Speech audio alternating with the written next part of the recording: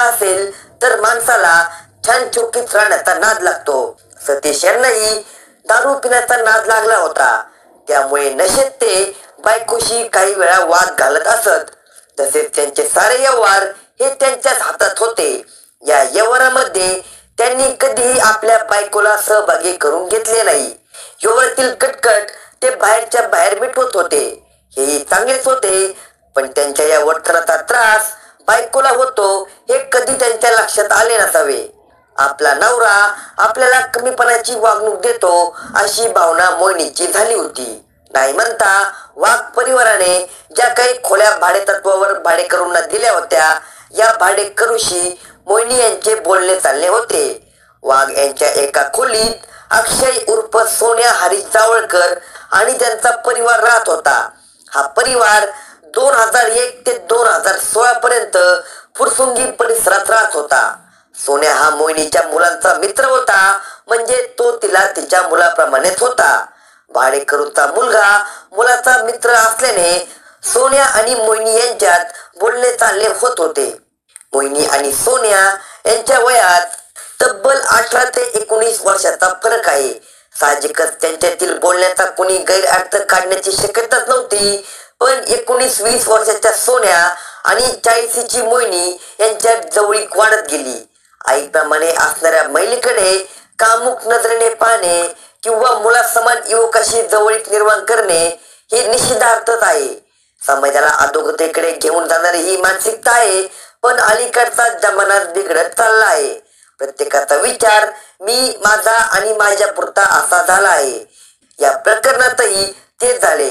मुला समान सोन्याला मोहिनीने जवळ केले, तर आई समान मोहिनीचे सोन्याला आकर्षण वाटत होते. त्यातून ते दोघे प्रेमात पडले. पाहता पाहता हे प्रेम बहरले आणि सारे काही गुंडाळून ठेवून ते अनैतिक संबंध ठेवू लागले. त्यांच्यातील हे संबंध चोरी चुपे सुरू असले तरी त्यांच्या वागण्यातील फरक लक्षात यायला वेळ लागला नाही. 8 वर्षापूर्वी सतीश यांना मोहिनीचा संशय आला. तिच्या वागण्यात काहीतरी बदल झाला आहे. ती सोन्याशी जरा जास्ती जवळीक करते. यांच्यात काहीतरी नक्की संबंध आहेत. या संशयातून सतीश यांनी पत्नीला फैलावर घेतले. तसेच सोन्याला खोली सोडायला भाग पाडले.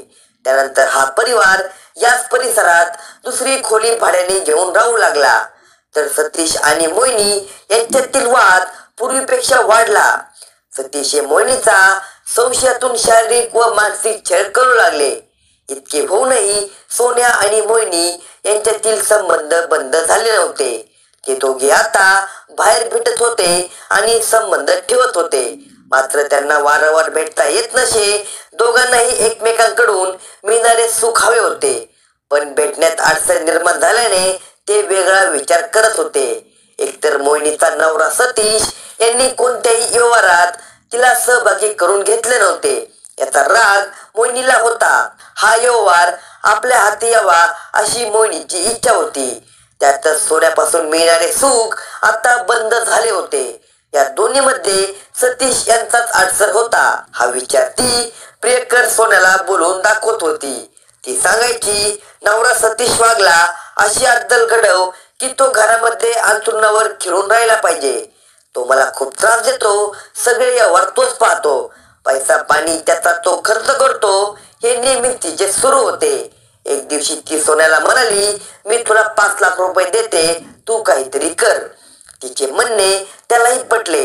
त्याने त्याच्या ओळखीच्या पवन कुमार शर्मा याला 5 लाख रुपयाची सुपारी दिली आणि सतीश यांना मारण्याचा प्लॅन केला.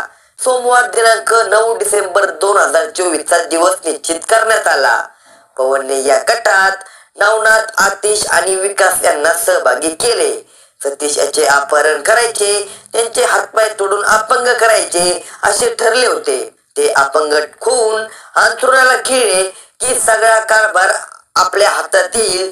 आपण कारभार सांभाळू.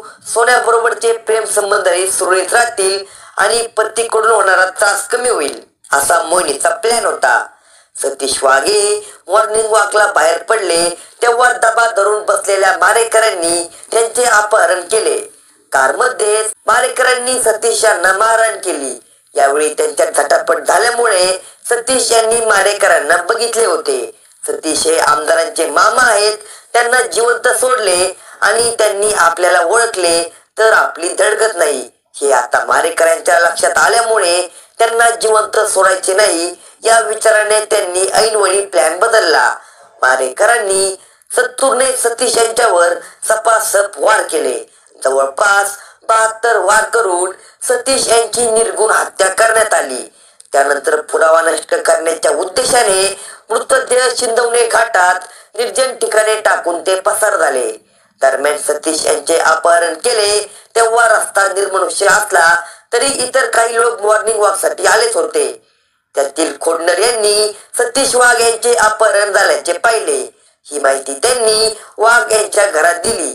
त्यावरून सतीश वाघ यांचा मुलगा ओंकार सतीश वाघ यांनी हडपसर पोलीस स्टेशन येथे जाऊन आपल्या वडिलांचे अपहरण झाल्याबाबतची फिर्याद नोंदवली. कुणीतरी अज्ञात व्यक्तीने अज्ञात कारणावरून माझे वडील सतीश वाघ यांचे अपहरण केल्याची तक्रार नोंदवण्यासाठी आलो आहे. अपहरण झालेल्या व्यक्तीचे वर्णन घेण्यात आले. तसेच ज्या 4 चाकी गाडीमधून अपहरण झाले आहे त्या गाडीची माहिती, आजूबाजूच्या परिसरात असलेल्या सीसीटीव्ही फुटेजची माहिती घेण्यात आली. दरम्यान येणाऱ्या जाणाऱ्या गाड्यांबाबत बारकाईने पाहणी करण्यात आली. संपूर्ण पुणे शहर पोलीस दल या घटनेच्या तपासावर होते. सकाळीच अपहरण झाल्याने सर्वत्र चर्चेला उधाण आले होते. त्यामध्ये अपहरण झालेली व्यक्ती या भागातील आमदार योगेश टिळेकर यांचे मामा असल्याने संपूर्ण तपासावर बारकाईने लक्ष वेधले जात होते. क्राईम युनिटचे सर्व कर्मचारी व अधिकारी अत्यंत बारकाईने सीसीटीव्ही फुटेज चेक करत होते. तसेच काही खास खबरे बातमीदार यांनाही पाचारण करण्यात आले होते. पोलीस यंत्रणा कोणावर संशय आहे का, कोणाबरोबर वैर वगैरे आहे का या बाजूने तपास करत होती. या दरम्यान त्या दिवशी संध्याकाळी शिंदवणे घाटामध्ये काही मित्रमंडळी खाण्यापिण्याची पार्टी करण्यासाठी गेले होते. या घाटामधील टेबल पॉइंट या परिसरात ते लोक गेले. ते लोक दळण्यासाठी सरपण शोधत होते. त्यावेळी त्या लोकांना गंभीर जखमा असलेला मृतदेह दिसला. मग त्या लोकांनी उरुळी कांचन पोलीस स्टेशनला जाऊन या घटनेची माहिती दिली. मग उरुळी कांचन पोलिसांनी त्या मृतदेहाचा फोटो काढले. तेव्हा सकाळी हडपसर पोलीस स्टेशनला दाखल अपहरण झालेल्या व्यक्तीच्या फोटोशी हे फोटो मिळते जुळते असल्याचे लक्षात आले. मग तात्काळ सदरचा मृतदेह पंचनामा करून पोस्टमॉर्टम साठी ससून येथे पाठवण्यात आला. सतीश वाघ यांचे अपहरण करून एवढा निर्गुण खून करण्यात आला. ज्या अंगावर चाकूचे तब्बल 70 वार केले होते. त्यामुळे काहीतरी भयानक कारण असावे असा पोलिसांचा अंदाज होता.